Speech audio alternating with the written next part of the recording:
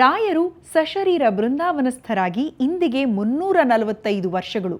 ಇಂದಿಗೂ ರಾಯರು ಅಲ್ಲಿ ಧ್ಯಾನಸ್ಥ ಸ್ಥಿತಿಯಲ್ಲಿದ್ದಾರೆ ಅನ್ನೋ ನಂಬಿಕೆ ಭಕ್ತರಲ್ಲಿದೆ. ಈ ಹೊತ್ತು ರಾಯರ 345ನೇ ಆರಾಧನೆ. ಉತ್ಕಟ ಭಕ್ತಿಯಿಂದ ದರ್ಶನ ಮಾಡುವ ಪ್ರತಿ ಭಕ್ತನಿಗೂ ರಾಯರು ಕಾಣುತ್ತಾರೆ ಅನ್ನೋ ನಂಬಿಕೆ ಇದೆ.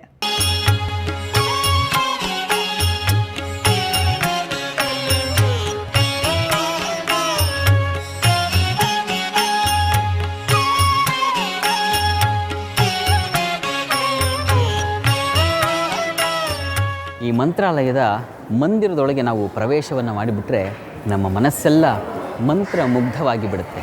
ಇಲ್ಲಿಗೆ ಬಂದ ಕೂಡಲೇ ನಮ್ಮ ಮನಸ್ಸಿಗೆ ತೋಚುವಂಥ ಮೊದಲ ನಾಮ ಅಂದರೆ ಓಂ ಶ್ರೀ ರಾಘವೇಂದ್ರಾಯ ನಮಃ ಅನ್ನುವಂಥ ದಿವ್ಯ ನಾಮ. ಈ ನಾಮಸ್ಮರಣೆಯನ್ನು ಮಾಡ್ತಾ ಇಲ್ಲಿಗೆ ಬಂದಂಥ ಭಕ್ತರು ಪ್ರದಕ್ಷಿಣೆಯನ್ನು ಮಾಡ್ತಾರೆ. ಇಲ್ಲಿ ಪ್ರದಕ್ಷಿಣೆಯೇ ಮಹಾಸೇವೆ, ಉರುಳು ಸೇವೆ, ಹೆಜ್ಜೆ ನಮಸ್ಕಾರ, ಹೀಗೆ ರಾಘವೇಂದ್ರ ಸ್ವಾಮಿಗಳಿಗೆ ಅತ್ಯಂತ ಆದರದಿಂದ ಪ್ರದಕ್ಷಿಣೆಯನ್ನು ಮಾಡ್ತಾರೆ.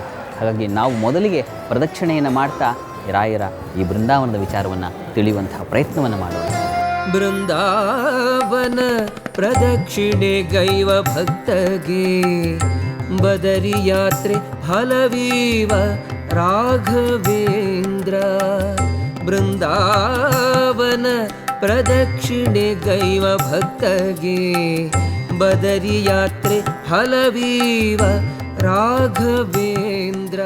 ರಾಘವೇಂದ್ರ ಸ್ವಾಮಿಗಳ ಕಾರುಣ್ಯ ಎಂಥದ್ದಪ್ಪ ಅಂತಂದರೆ, ಅವರು ಯಾರಾದರೂ ಅವರ ಬಳಿ ಬಂದು ಶರಣಾಗತರಾಗಿ ಸ್ವಾಮಿ ನನಗೆ ಇಂಥ ಸಮಸ್ಯೆ ಇದೆಯಪ್ಪ, ಇದನ್ನು ಪರಿಹರಿಸಿಕೊಡು ಅಂತ ಬಹಳ ದೀನವಾಗಿ ಕೇಳ್ಕೊಂಡು ಬಿಟ್ಟರೆ ಅವರು ಇಲ್ಲ ಅನ್ನೋ ಮನಸ್ಥಿತಿಯವರೇ ಅಲ್ಲ. ಭಕ್ತನಿಗೆ ಬಹಳ ವಿಶಿಷ್ಟವಾದಂಥ ಅನುಗ್ರಹವನ್ನು ಮಾಡಿ ಕಳಿಸಿಬಿಡ್ತಾರೆ. ಅಂಥ ರಾಯರ ಅನುಗ್ರಹಕ್ಕಾಗಿಯೇ ಸಾಲುಗಟ್ಟಿ ಭಕ್ತರು ನಿಲ್ತಾರೆ. ಗಂಟೆಗಳವರೆಗೆ ಕಾದು ರಾಯರ ದರ್ಶನವನ್ನು ಮಾಡ್ತಾರೆ. ರಾಯರ ದರ್ಶನ ಆದ ಕೂಡಲೇ ಅವರ ಮನಸ್ಸಲ್ಲಿ ಏನೋ ಸಂತೋಷ, ಅವರ ಆತ್ಮಸಂತೋಷವನ್ನು ಕಾಣ್ತೀವಿ. ಯೋಗಿ ರಾಘವೇಂದ್ರ.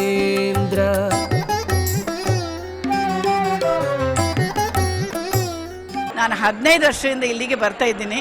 ನಾನು ಏನು ಕೇಳಿದ್ರು ರೈಲ್ವೆ ಸ್ಟೇಷನ್ಗೆ ಹೋಗುವಾಗ ಅಥವಾ ಬೆಂಗಳೂರಿಗೆ ಹೋಗುವಾಗ ಬಸ್ಸಲ್ಲಿ ಎಲ್ಲ ನನಗೆ ಆಗಿದೆ. 15 ವರ್ಷದಿಂದ ಒಂದೊಂದು ಮಹಿಮೆ ಆಗಿದೆ.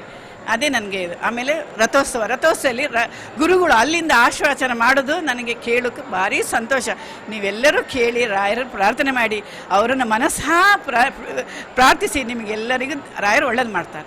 ಎಲ್ಲಿ ನಿನ್ನ ಭಕ್ತರೋ ಅಲ್ಲೇ ಮಂತ್ರಾಲಯ,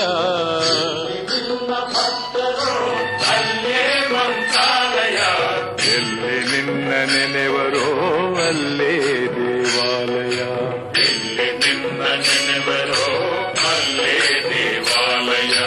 ಎಲ್ಲಿ ನಿನ್ನ ಭಕ್ತರೋ ಅಲ್ಲೇ ಮಂತ್ರಾಲಯ.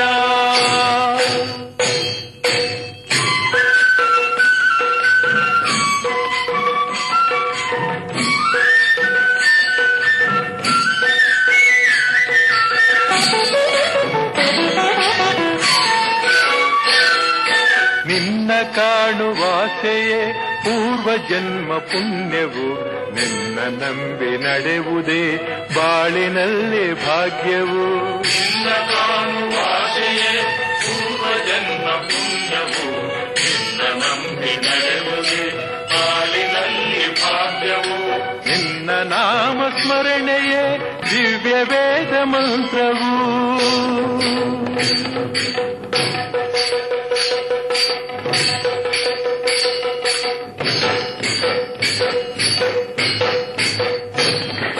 ನಿನ್ನ ನಾಮ ಸ್ಮರಣೆಯೇ ದಿವ್ಯ ವೇದ ಮಂತ್ರವು, ನಿತ್ಯ ನಿನ್ನ ಸೇವೆಯೇ ಮುಕ್ತಿ ಪಡೆವ ತಂತ್ರವು.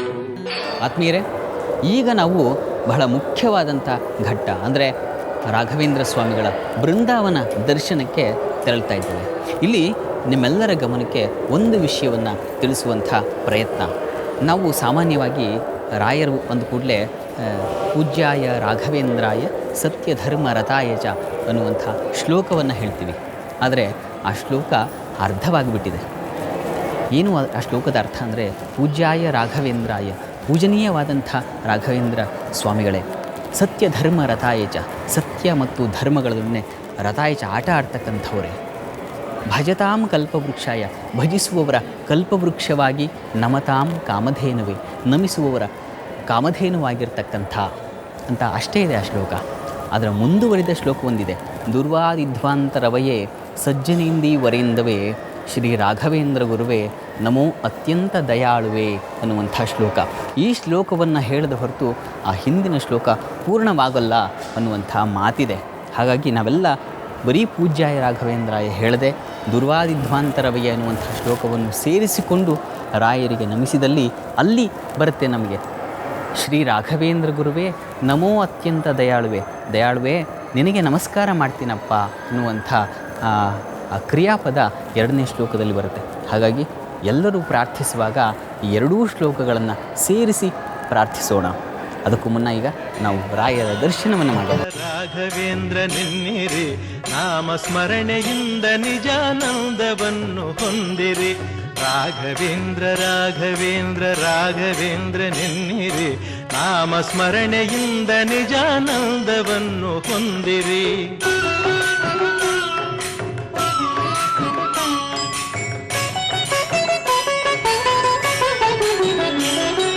ತಂದೆ ತಾಯಿ ಬಂಧು ಬಳಗ ಎಲ್ಲ ನೀನೆ ಎನ್ನಿರಿ, ನಾನು ಎಂಬ ಮೋಹ ಮರೆತು ಎಂದು ಅವನ ನಂಬಿರಿ. ತಂದೆ ತಾಯಿ ಬಂಧು ಬಳಗ ಎಲ್ಲ ನೀನೆ ಎನ್ನಿರಿ, ನಾನು ಎಂಬ ಮೋಹ ಮರೆತು ಎಂದು ಅವನ ನಂಬಿರಿ.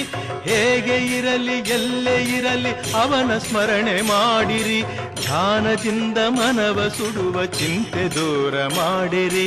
ರಾಘವೇಂದ್ರ ರಾಘವೇಂದ್ರ ರಾಘವೇಂದ್ರ ನೆನ್ನಿರಿ, ನಾಮ ಸ್ಮರಣೆಯಿಂದ ನಿಜಾನಂದವನ್ನು ಹೊಂದಿರಿ.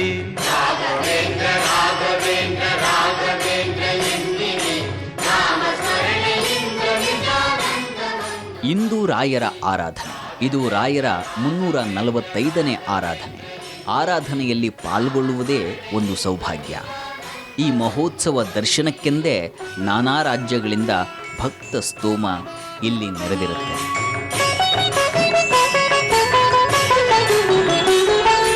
ಮಾನ ಪ್ರಾಣ ಧನವು ಎಲ್ಲ ಸ್ವಾಮಿ ನಿನ್ನದೆನ್ನಿರಿ, ಗುರುವೆ ನಿನ್ನ ಕರುಣೆಯೊಂದೆ ಸಾಕು ನನಗೆ ಎನ್ನಿರಿ. ಮಾನ ಪ್ರಾಣ ಧನವು ಎಲ್ಲ ಸ್ವಾಮಿ ನಿನ್ನದೆನ್ನಿರಿ, ಗುರುವೆ ನಿನ್ನ ಕರುಣೆಯೊಂದೆ ಸಾಕು ನನಗೆ ಎನ್ನಿರಿ. ಕಲ್ಲು ಮುಳ್ಳೋ ಸಿಡಿಲೋ ಮಳೆಯೋ ಅವನ ಕರುಣೆ ಎನ್ನಿರಿ, ಏನೇ ಬರಲಿ ಅವನದೆಂದು ನಂಬಿ ಮುಂದೆ ನಡೆಯಿರಿ. ರಾಘವೇಂದ್ರ ರಾಘವೇಂದ್ರ ರಾಘವೇಂದ್ರ ನೆನ್ನಿರಿ, ನಾಮ ಸ್ಮರಣೆಯಿಂದ ನಿಜಾನಂದವನ್ನು ಹೊಂದಿರಿ. ರಾಘವೇಂದ್ರ ರಾಘವೇಂದ್ರ ರಾಘವೇಂದ್ರ ಎನ್ನಿರಿ, ನಾಮ ಸ್ಮರಣೆಯಿಂದ ನಿಜಾನಂದ. ಈ ಸಂದರ್ಭದಲ್ಲಿ ಆರಾಧನೆ ಮಾಡುವಂಥ ಉದ್ದೇಶವನ್ನು ಅರಿತು ರಾಯರನ್ನು ಸ್ಮರಿಸಿದರೆ ನಮ್ಮ ಪೂಜೆ ರಾಯರಿಗೆ ಸಂಪ್ರೀತವಾಗುತ್ತೆ. ಅಂದಹಾಗೆ ಪ್ರತಿ ವರ್ಷ ಶ್ರಾವಣ ಮಾಸದಲ್ಲಿ ಗುರುರಾಯರ ಆರಾಧನೆ ನೆರವೇರುತ್ತೆ. ಗುರುರಾಯರು ಸಶರೀರಿಗಳಾಗಿ ಬೃಂದಾವನಸ್ಥರಾದಂಥ ದಿನವನ್ನು ಭಕ್ತರು ಗುರುರಾಯರ ಆರಾಧನಾ ದಿನ ಎಂಬುದಾಗಿ ಪರಿಗಣಿಸುತ್ತಾರೆ. ಬಂದೆಯ ಗುರುರಾಯ ದಯಮಾಡಿಸು ಮಹನೀಯ, ಬಂದೆಯ ಗುರುರಾಯ ದಯಮಾಡಿಸು ಮಹನೀಯ, ಬಂದೆಯ ಗುರುರಾಯ. ಈ ಆರಾಧನೆ ದೇಶದಾದ್ಯಂತ ಅಷ್ಟೇ ಏಕೆ ವಿದೇಶಗಳಲ್ಲೂ ನೆರವೇರುತ್ತೆ. ಈ ಆರಾಧನೆ ಮಾಡುವ ಉದ್ದೇಶ ಏನು? ಎಷ್ಟು ದಿನಗಳ ಕಾಲ ನೆರವೇರುತ್ತೆ? ಆರಾಧನೆಯಲ್ಲಿ ರಾಯರನ್ನ ಕಾಣುವ ಬಗೆ ಹೇಗೆ? ಯಾವ ಪೂಜೆಯನ್ನ ಮಾಡಿದ್ರೆ ರಾಯರು ಸಂಪ್ರೀತರಾಗ್ತಾರೆ?